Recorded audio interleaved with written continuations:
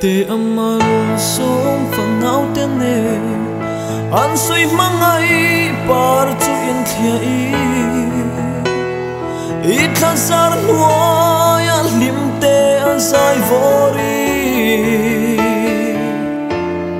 kham lo ten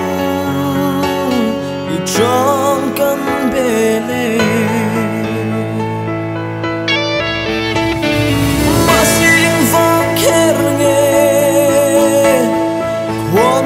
lim namin thia sa tura o kan sarnat na alo duan tele kan thei to kan tem lo e thin lai ana kan phalo suwa pa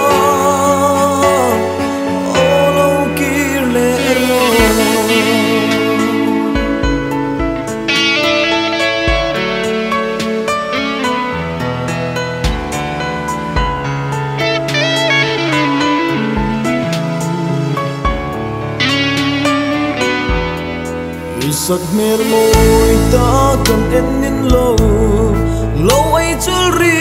ria in mo zua pa isak ming lam min kan run chu nga hia lim te in I trang ber kan be se masing vang kher nge kan lim namin thia sa tura o kan sarnat na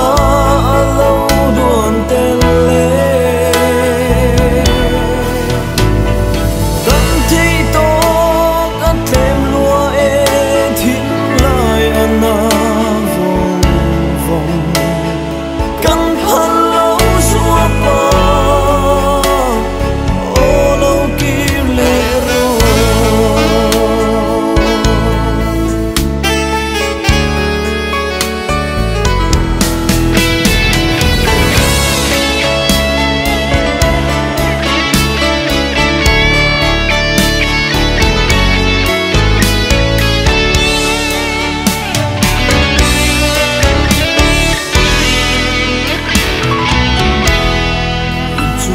zua ten isak tingan